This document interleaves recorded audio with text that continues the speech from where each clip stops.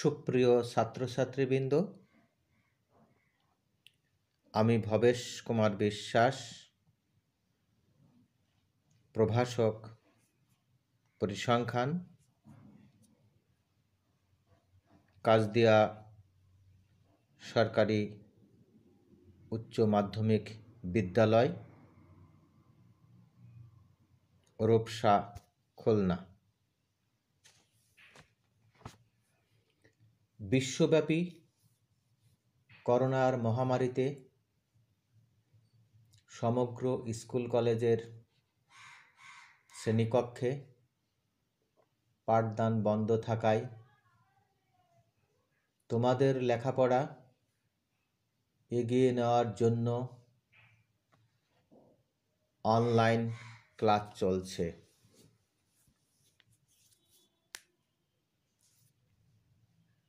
বিষয় পরিসংখ্যান, দ্বিতীয় পত্র, অধ্যায় প্রথম, অধ্যায়ের নাম সম্ভাবনা, উচ্চ মাধ্যমিক পর্যায়। অনলাইন ক্লাসে প্রথম অধ্যায়ের আজ দ্বিতীয় পর্ব বা দ্বিতীয় ক্লাস। এর আগের ক্লাসে আমরা আলোচনা করেছি পরীক্ষণ, দৈব পরীক্ষা, নমুনা বিন্দু, নমুনা ক্ষেত্র। আজ তোমাদের সবাইকে শুভেচ্ছা জানাচ্ছি এবং শুরু করতে যাচ্ছি আজকের ক্লাস।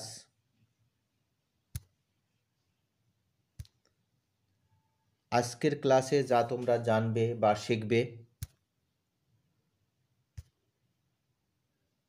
তা হলো নমুনা ক্ষেত্র কাকে বলে বলতে পারবে,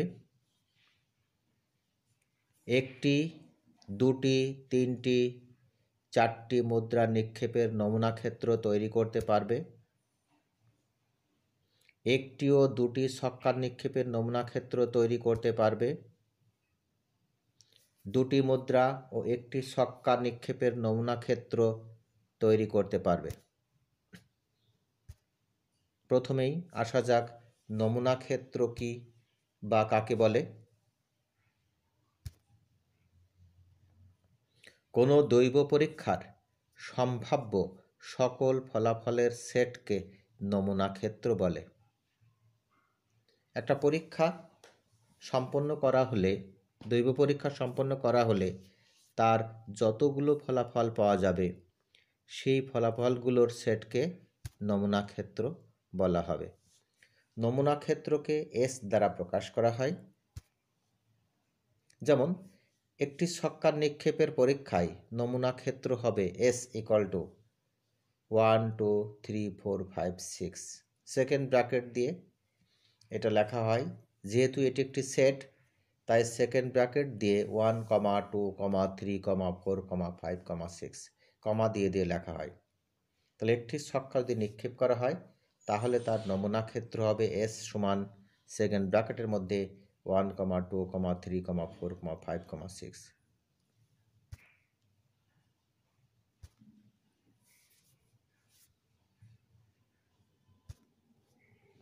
একটি ছক্কা নিক্ষেপের নমুনা ক্ষেত্র আমরা যেটা বললাম সেটাই আমরা দেখছি যে S = সেকেন্ড ব্র্যাকেটের মধ্যে 1, 2, 3, 4, 5, 6। দুটি ছক্কা নিক্ষেপের নমুনা ক্ষেত্র। কিভাবে দুটি ছক্কা নিক্ষেপের নমুনা ক্ষেত্র তৈরি করা হয়? S সমান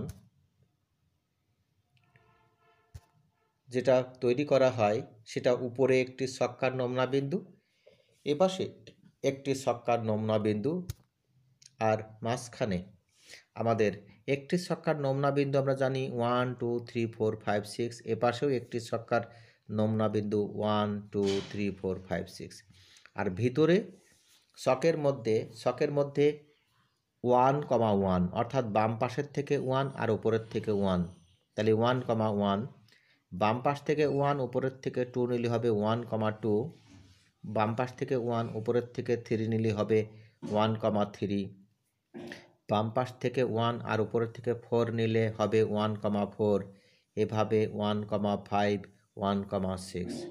আবার বাম পাশ থেকে 2 উপরের থেকে 1 নিলে হবে 2,1, বাম পাশ থেকে 2 উপরের থেকে 2 নিলে হবে 2,2, এভাবে 2,3, 2,4, 2,5, 2,6। 3 নিয়ে যদি করা হয় বাম পাশ থেকে 3 উপরের থেকে 1, 3,1, 3,2, 3,3, 3,4, 3,5, 3,6। এভাবে বাম পাশ থেকে 4 উপরের থেকে 1, 4,1, 4,2, 4,3, 4,4, 4,5, 4,6। এভাবে 5 নিয়ে 6 নিয়ে আমাদের বিন্দুগুলো তৈরি করা হলো। এখানে আমাদের মোট 36টা নমুনা বিন্দু হয়েছে। 1,1 একটা নমুনা বিন্দু, 1,2 একটা নমুনা বিন্দু, এভাবে আমাদের 36টা নমুনা বিন্দু পাওয়া গিয়েছে। একটি মুদ্রা নিক্ষেপের নমুনা ক্ষেত্র হবে S সেকেন্ড ব্র্যাকেটের মধ্যে H, T। আমরা জানি যে একটা মুদ্রা যদি নিক্ষেপ করা হয় তাহলে তার দুটো ফলাফল পাওয়া যায়, একটি হলো হেড, অপরটি হলো টেইল। বাংলায় বলা হচ্ছে মাথা, লেজ। তো ইংরেজিতে সংক্ষেপে H এবং T দ্বারা প্রকাশ করা হয়, সেজন্য S H, T। দুটি মুদ্রা নিক্ষেপের নমুনা ক্ষেত্র হবে S সেকেন্ড ব্র্যাকেটের মধ্যে H, T। অর্থাৎ প্রথম মুদ্রায় মাথা এবং দ্বিতীয় মুদ্রায়ও মাথা যদি হয় তাহলে H হবে। প্রথম মুদ্রায় মাথা, দ্বিতীয় মুদ্রায় যদি টেইল হয় তাহলে HT। প্রথম মুদ্রায় টেইল, দ্বিতীয় মুদ্রায় যদি মাথা হয় তাহলে হবে TH। প্রথম মুদ্রায় টেইল, দ্বিতীয় মুদ্রায় টেইল যদি হয় তাহলে হবে TT।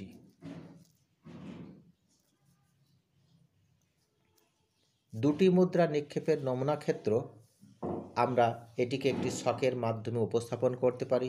S ছকের মধ্যে উপরের দিকে একটি মুদ্রা নিক্ষেপের নমুনা বিন্দু HT আর এপাশে একটি মুদ্রা নিক্ষেপের নমুনা বিন্দু HT। তাহলে উপরে একটি মুদ্রা, বাম পাশে এদিকে একটি মুদ্রা, মোট দুটি মুদ্রা হলো এবং এদের ফলাফল একত্রে ভিতরে লেখা হয়েছে HH, HT, TT। তাহলে বাম পাশের থেকে H, উপরের থেকে H নিয়ে লেখা হয়েছে HH, বাম পাশ থেকে H, উপরের থেকে T নিয়ে লেখা হয়েছে HT, বাম পাশ থেকে T, উপরের থেকে H নিয়ে লেখা হয়েছে TH, বাম পাশের থেকে T, উপরের থেকে T নিয়ে লেখা হয়েছে TT। এভাবে দুটি মুদ্রা নিক্ষেপের নমুনা ক্ষেত্র এর ফলাফল হবে মোট 4টি, HH, HT, TH, TT। এই 4টি হলো আমাদের দুটি মুদ্রা নিক্ষেপের নমুনা ক্ষেত্র। 3টি মুদ্রা নিক্ষেপের নমুনা ক্ষেত্র।